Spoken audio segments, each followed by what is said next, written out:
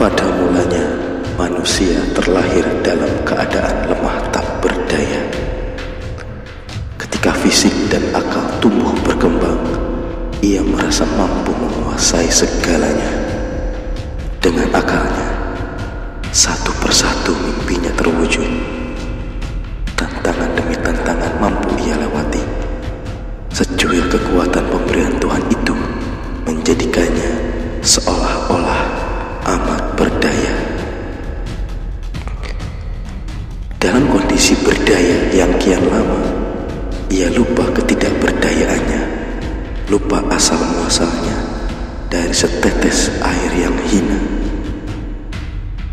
Bayi merah yang lahir ke dunia tanpa membawa apa-apa, ia berjalan tegak di muka bumi dengan kesombongannya. Dalam sejarah umat manusia, baik timur maupun barat, kekuasaan seringkali melenakan. Manusia beranggapan bahwa kekuasaan yang sedang digenggamnya akan abadi, tak lekang oleh ruang dan waktu. Kekuasaan kerap kali membutakan hati dan pikiran, menjadikan hati tumpul akan nasihat. Pikiran menjadi liar tak terkendali. Kekuasaan membuat manusia berjalan semaunya sendiri, melahirkan 1000 alasan, memaksa orang lain membenarkan segala tindak tanduknya. Adalah Sri Maharaja Kertajaya, seorang raja Kediri yang terakhir. Ia memerintah pada tahun 1194 sampai 1222 Masehi. Sebagaimana raja-raja terdahulu, ia memiliki gelar sebagai perlambang kebesarannya. Gelar lengkapnya yakni Sri Maharaja Sri Sarweswara Triwikra Mawatara Anindita Srengka Lancana Dikjaya Tunggadewa. Kegemerlapan harta dan tahta membuatnya lupa daratan. Dalam kitab Pararaton, Raja Kertajaya disebut dengan nama Prabu Dandang Gendis. Pada masanya, kerajaan Kediri mengalami kemunduran. Salah satu sebabnya adalah ia mengobarkan api perseteruan dengan para pemuka agama. Prabu Dandang Gendis mengeluarkan kebijakan yang tidak biasa dari pendahulu-pendahulunya. Ia memerintahkan agar para Brahmana menyembahnya. Seluruh Brahmana yang ada di Kediri diundangnya. Di hadapan para Brahmana, ia memamerkan kesaktiannya. Di atas tombak yang tertancap di tanah, ia lompat dan duduk bersila tanpa luka sedikit pun. Lihatnya yakin bahwa dirinya layak disembah. Para Brahmana tetap menolaknya. Mereka tidak sudi menyembahnya. Bagi mereka yang pantas disembah adalah Sang Hyang Batara Guru. Lagi pula, kasta kesatria tidak lebih tinggi dari Brahmana. Sang raja kembali meyakinkan bahwa dia adalah penjelmaan Sang Hyang Batara Guru.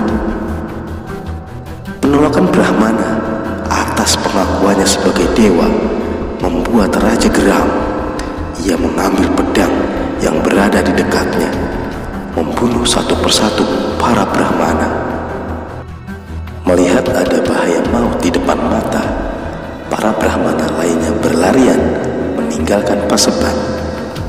Mereka sekuat tenaga melarikan diri dari kejaran tentara Kediri. Prabu Dandang Gendis memerintahkan pasukan Kediri menyisir seluruh padepokan yang ada. Di bawah komando Senopati Gubar Baleman dan Mahisa Wulu, penyisiran itu dilaksanakan. Mereka adalah Panglima Kediri yang amat disegani oleh raja. Bahkan mereka berada dalam lingkaran utama yang memberikan pandangan-pandangan dalam setiap kebijakan raja. Tentara Kediri di bawah komandonya melakukan penyisiran kepada seluruh padepokan yang ada. Mereka datang memaksa para Brahmana mengakui raja sebagai dewa. Para Brahmana dan pengikutnya diberikan pilihan yang amat berat. Jika mengakui, mereka akan selamat. Tapi jika menolak, mereka akan dibunuh dan padepokan akan di bumi hanguskan. Dalam kondisi genting seperti ini, tak heran sifat manusia akan nampak aslinya. Brahmana-brahmana yang lurus akan teguh pada pendiriannya. Mereka menolak titah raja. Tidak ada rasa takut sedikit pun, meski jiwa raga menjadi taruhannya. Adapun bagi Brahmana-brahmana yang lemah pendiriannya, mereka memilih mencari jalan selamat dengan mengakui kedewaan sang raja. Mereka membenarkan segala tindak tanduk sang raja. Ada pula yang memilih jalan selamat meski tidak terang-terangan. Mereka mengakui kedewaan raja meski hati sanubari tidak berkenan. Kediri di bawah Prabu Dandang Gendis menjadi tempat yang menyeramkan bagi para Brahmana. Para Brahmana yang lurus pendiriannya mengungsi ke tempat-tempat yang aman, jauh dari jangkauan tentara Kediri.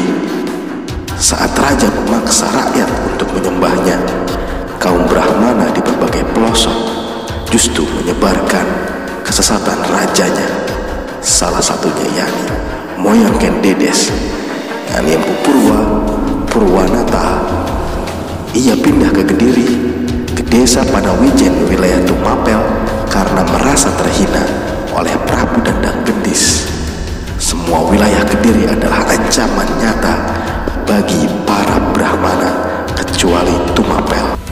Tumapel adalah satu-satunya wilayah Kediri yang membangkang. Setelah kematian penuh kontroversi Aku Tumapel Tunggul Ametung, pembangkangan Tumapel terhadap Kediri semakin nyata. Tumapel diambil alih oleh Ken Arok. Ken Arok sendiri awalnya adalah pengawal yang dipilih Tunggul Ametung. Tunggul Ametung tertarik dengan kehebatan ilmu kanuraganya. Selain itu, Ken Arok sendiri adalah murid dari pendeta Loh Gawe, seorang pendeta dari India yang amat dihormati. Atas saran dari pendeta Loh Gawe, Tunggul Ametung menjadikan Ken Arok sebagai pengawalnya. Tumapel di bawah Ken Arok memilih untuk melepaskan diri dari Kediri. Ia menegaskan bahwa Tumapel adalah wilayah yang merdeka. Tumapel di bawah kekuasaannya menerima dengan tangan terbuka kepada seluruh pendeta yang ditindas oleh Prabu Dandang Gendis. Para Brahmana dari berbagai pelosok Kediri berkumpul di Tumapel. Mereka meminta perlindungan kepada Ken Arok.